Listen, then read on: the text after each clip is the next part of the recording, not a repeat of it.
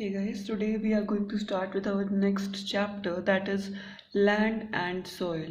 तो in this chapter we'll see कि कैसे land के distribution है, किस टाइप के soil available हैं earth पे, एंड और क्या चीज़ें हैं, हम उस लैंड का कैसे प्रॉपर यूटिलाइजेशन कर सकते हैं. We are going to read about all that stuff. अब एक फर्स्ट हमारा टॉपिक आता है ये कि what makes land a resource. Land हमारे लिए रिसोर्स कैसे बनता है, and I hope that now you people are knowing what exactly resources are. In the previous lecture chapter we have already done it.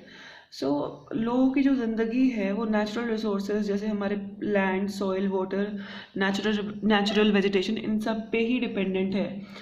जो लाइफस्टाइल है वो अलग अलग होती है, वैरी करती है किसके ऊपर कि किस टाइप के रिसोर्सेज एक जगह पे अवेलेबल हैं. ठीक है. सो मानो कि जो लोग लद्दाख में रह रहे हैं वहाँ पे क्या है कि उनकी लाइफस्टाइल बहुत ही डिफरेंट है उनसे जो अफ्रीकन ट्राइब है. सो अफ्रीकन ट्राइब और Ladakh they are very different geographically. So it depend, उनकी लाइफ बिल्कुल डिफरेंट है. ठीक है. तो इस चैप्टर में हम देखने वाले हैं ऐसे दो रिसोर्सेज, लैंड एंड सॉइल, जो हमारे सस्टेनेंस के लिए, जो हमारे सर्वाइवल के लिए बहुत ही ज़रूरी हैं. This is the activity. इसमें क्या करना है कि तुम्हें आइडेंटिफाई करना है कि सेटलमेंट के लिए कौन सी, रहने के लिए कौन सी ज़मीन सूटेबल है. तो ये क्वेश्चंस के आंसर्स तुम्हें यहाँ पे देने हैं. पॉपुलेशन ज़्यादा कम जो है वो डिपेंड करती है किस टाइप का वो एरिया है, वहाँ पे कितने रिसोर्सेज अवेलेबल हैं. अगर रिसोर्सेज हमारे पास प्रॉपरली के एक एरिया में अवेलेबल नहीं है, पानी ढंग से नहीं मिल रहा है, या रहने की ज़मीन सही नहीं है, या वहाँ पे एग्रीकल्चर नहीं हो रहा है, या दूसरे हमें रिसोर्सेज नहीं मिल रहे हैं जिनकी हमें रोज़मर्रा में ज़रूरत है, तो वहाँ पे तुम्हें आबादी कम मिलेगी in comparison to those areas where everything is available for daily life. ठीक है. सो कुछ एरियाज जो हैं वो वहाँ पे अनइवन डिस्ट्रीब्यूशन है, इरेगुलर, नॉन कंड्यूसिव फॉर, मतलब कुछ एरियाज ऐसे यार वहाँ पे क्रॉप्स जो हैं वो ग्रो नहीं कर सकते, वाइल दूसरे ऐसे प्लेसेस हैं जो बहुत ही ज़्यादा फर्टाइल है, वहाँ पे बहुत अच्छे क्रॉप्स ग्रो होते हैं. एंड उस वहाँ पे जो जहाँ पे ज़्यादा फर्टाइल लैंड होती है वहाँ पे तुम्हें ज़्यादा पॉपुलेशन देखने को मिलेगी. एग्जाम्पल दे रखा है यहाँ पे कि थार या फिर लद्दाख जो है ये डेजर्ट्स हैं, cold desert, hot desert, right. So ये जो है यहाँ पे ज़्यादा लोग नहीं रहते हैं बिकॉज यहाँ पे जो कंडीशंस हैं वो बहुत ही डिफ़िकल्ट हैं. आई मीन सर्वाइवल के लिए ये कंडीशंस बहुत हार्श है. Everyone can not survive here. यहाँ पे स्कार्सिटी ऑफ वाटर है, खाना नहीं मिलता है, पानी नहीं है उतना. सो इन हार्श क्लाइमेटिक और पुअर सॉइल की वजह से यहाँ पे एग्रीकल्चर करना भी डिफ़िकल्ट हो जाता है. तो डेल्टाज और रिवर प्लेन्स वाले जो एरियाज़ होते हैं वो जो होते हैं वहाँ पे लोग ज़्यादा रहते हैं क्योंकि वहाँ पे फर्टाइल लैंड और पानी वहाँ पे इजीली अवेलेबल होता है. सो ऐसे ही जो है बहुत सारे और लैंड फॉर्म्स हैं जहाँ पे पॉपुलेशन कहीं पे ज़्यादा है, कहीं पे कम है. पूरे वर्ल्ड में बहुत ही डिफरेंट टाइप के तुम्हें लैंड फॉर्म्स देखने को मिल जाएंगे. ठीक है. सो अगर तुम देखोगे डिस्ट्रीब्यूशन पूरे वर्ल्ड की पॉपुलेशन की, कहाँ पे ज़्यादा लोग हैं, कहाँ पे कम हैं, तो तुम ऑब्जर्व करोगे कि इंडिया और चाइना बहुत ही ज़्यादा पॉपुलेटेड है. ऑब्वियसली सबको पता है कि इंडिया और चाइना में बहुत ज़्यादा पॉपुलेशन है, फर्स्ट सेकंड नंबर पे आते हैं. लेकिन जो कनाडा है, आइसलैंड है, वहाँ पे कम लोग हैं, दूर दूर लोकेटेड हैं, मतलब ज़्यादा पास पास लोग नहीं रहते हैं.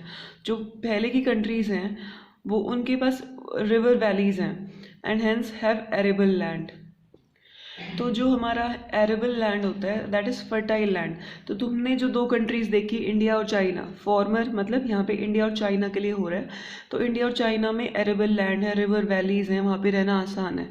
लेकिन कनाडा, आइसलैंड, इन जगह पे जो क्लाइमेट है वो बहुत ही एक्सट्रीम है. इंडिया चाइना में मॉडरेट क्लाइमेट है, नॉर्मल सा है, वहाँ पे रहना इजी है. लेकिन कनाडा, आइसलैंड में बहुत ही एक्सट्रीम क्लाइमेट्स रहते हैं, माइनस में टेम्परेचर रहता है. सो इट इज़ नॉट, मतलब सर्वाइवल वहाँ पे बहुत डिफ़िकल्ट है.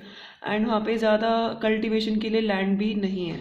सो इसलिए हम कह सकते हैं कि एरियाज़ जो है दैट ऑफर सूटेबल लैंड, जो एग्रीकल्चर के लिए और मॉडरेट क्लाइमेट के लिए कंडीशंस सही दे एरिया, जिस एरिया में प्रॉपर एग्रीकल्चर हो सकता है और वहाँ का क्लाइमेट भी सूटेबल रहता है रहने के लिए, वहाँ पे लोग ज़्यादा रहना पसंद करते हैं.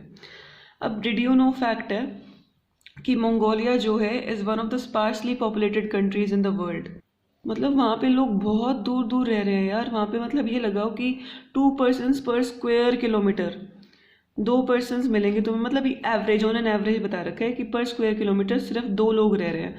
सो मोस्ट मंगोलिया जो है उसमें मतलब ज़्यादातर मंगोलिया के लैंड में लोग रहते ही नहीं हैं, क्योंकि वहाँ पे डेजर्ट्स और माउंटेन्स हैं जो कि कल्टीवेशन के लिए ठीक नहीं है। और विंटर्स जो हैं वहाँ पे बहुत ही ज़्यादा लंबे टाइम तक विंटर्स रहती हैं और बहुत ही हार्श कंडीशंस होती हैं। So people are not able to survive there. So वहाँ पे बहुत ही कम लोग रहते हैं और बहुत दूर दूर रहते हैं, एंड कुछ एरियाज़ में तो लोग रहते ही नहीं हैं।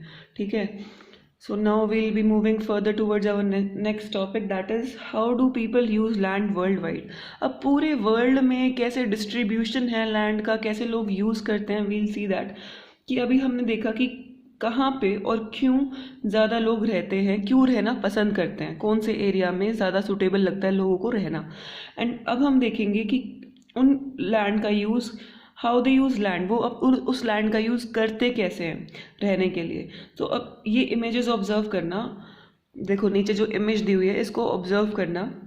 70% वाटर हैबिटेबल जहाँ पे रहा जा सकता है वो लैंड 9% है, और 21% लैंड ऐसी है जहाँ पे पॉपुलेशन है ही नहीं, बहुत मतलब बहुत ही माइनर सी पॉपुलेशन तुम्हें मिलेगी। तो ये देखो, ये डिस्ट्रीब्यूशन है हमारी पूरी अर्थ का।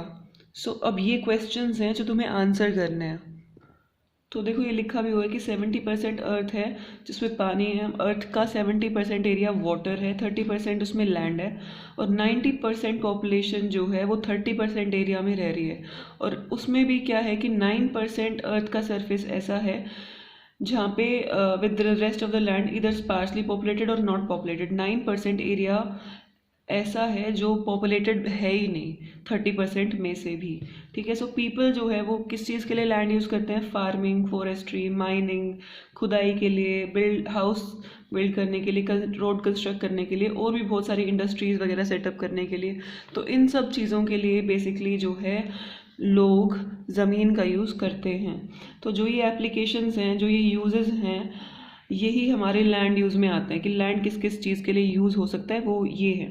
ठीक है, तो कुछ पीसेस ऐसे हैं लैंड के जो ज़्यादा अच्छे होते हैं एग्रीकल्चर के लिए, वाइल दूसरे ऐसे हैं जहाँ पे हम कंस्ट्रक्शन कर सकते हैं, मतलब वहाँ पे एग्रीकल्चर नहीं हो सकता, तो we can utilise that space for something else. वहाँ पे इंडस्ट्री सेटअप कर सकते हैं, कंस्ट्रक्शन साइट्स बिल्डअप कर सकते हैं। सो हाउसेस वगैरह वहाँ पे जो है लोकेलिटी बना सकते हैं। सो लैंड का जो यूज़ है वो डिपेंड करता है बहुत सारे फैक्टर्स पे, टोपोग्राफी पे, सॉइल पे, क्लाइमेटिक कंडीशंस पे, और मिनरल रिजर्व्स कितने हैं वहाँ पे, किस टाइप के मिनरल्स अवेलेबल हैं, उनका हम यूज़ कैसे कर सकते हैं, और वहाँ पे कितना ड्रिंकिंग वाटर अवेलेबल है। फॉर एग्जांपल जैसे रिवर प्लेन्स है, वहाँ उसको हम फार्मिंग के लिए यूज़ कर सकते हैं। ग्रासलैंड वाला जो बहुत टाइप के होते हैं ना, जो लैंड है वो बहुत टाइप के होते हैं। टोपोग्राफी मतलब लैंड ही हो गया एक तरीके से। तो एक तो होता है रिवर प्लेन्स, रिवर के पास वाला जो एरिया है, ग्रास लैंड जहाँ पे ग्रास ही ग्रास है, तो वो ग्रेजिंग के लिए, जो हमारी कैटल्स वगैरह एनिमल्स होते हैं उनकी ग्रेजिंग के लिए अच्छा होता है। मिनरल रिच एरियाज होते हैं कुछ, तो वहाँ पे वो माइनिंग के लिए अच्छा होता है।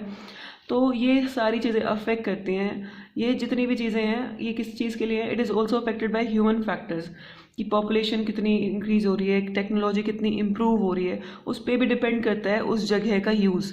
अगर टेक्नोलॉजी ज़्यादा अच्छी हो गई है, हम जो कम सूटेबल है एग्रीकल्चर के लिए वहाँ भी ग्रो कर पा रहे हैं, तो मतलब it depends on technology also and population also, कि वहाँ पे ज़्यादा लोग रह रहे हैं या कम रह रहे हैं। तो अकॉर्डिंग टू दैट जो है लैंड का यूसेज डिसाइड होता है। अभी हम कुछ कंट्रीज़ का लैंड यूज़ पैटर्न देखते हैं वर्ल्ड में। ऑस्ट्रेलिया देखो, ऑस्ट्रेलिया में ज़्यादातर ग्रासलैंड्स हैं, और उसमें भी 56% लैंड जो है किस चीज़ के लिए यूज़ होता है, पैस्चर के लिए यूज़ होता है, वहाँ पे ग्रेजिंग वगैरह के लिए यूज़ होता है। And due to its fertile northern plains, की ऑस्ट्रेलिया के जो इंडिया के जो नॉर्दर्न प्लेन्स हैं वो फर्टाइल हैं, तो वहाँ पे ज़्यादा एग्रीकल्चर किया जाता है। इनफैक्ट जो कंट्री है utilises highest percent of its land, 57% India में जो लैंड है वो किस चीज़ के लिए यूज़ होती है, फार्मिंग के लिए। तो सबसे बड़ी चीज़ इंडिया में जो होती है वो है farming. Agriculture is the biggest thing, ये सबको पता है और ये तुम्हें पता होना भी चाहिए कि इंडिया में सबसे ज़्यादा एग्रीकल्चर वर्क चलता है। अब सॉरी, अब हम देखें जापान को, तो जापान में 14% जो लैंड है वो एग्रीकल्चर के लिए यूज़ हो रहा है या पेस्चर के लिए यूज़ हो रहा है, और 67% फॉरेस्ट्स हैं जापान में, और 19% लैंड दूसरे कुछ पर्टिकुलर यूजेस के लिए होता है, स्कूल्स बनाने हैं, बिल्डिंग्स बनानी है, what ever it is. Canada में 52% जो है कनाडा एक्सपीरियंस करता है, काफ़ी हार्श विंटर्स होती हैं इतने 52% कनाडा के एरिया में, एंड वहाँ पे तुंद्रा वेजिटेशन है, तो एरिया जो है वो बैरन है, वहाँ पे कोई ज़्यादा यूज़ होता नहीं है। सो 39% ऑफ लैंड जो है कनाडा में वो फॉरेस्ट से कवर्ड है, और 9% लैंड जो है वो किस चीज़ के लिए यूज़ होता है, क्रॉप्स वगैरह ग्रो करने के लिए या पेस्चर्स के लिए।